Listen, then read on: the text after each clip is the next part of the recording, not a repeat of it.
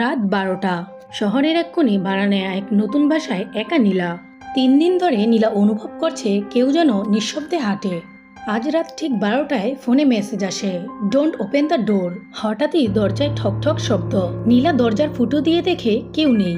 তার ফোনে আবার মেসেজ আসে, তুই ভুল করেছিস, আমি ভিতরেই আছি।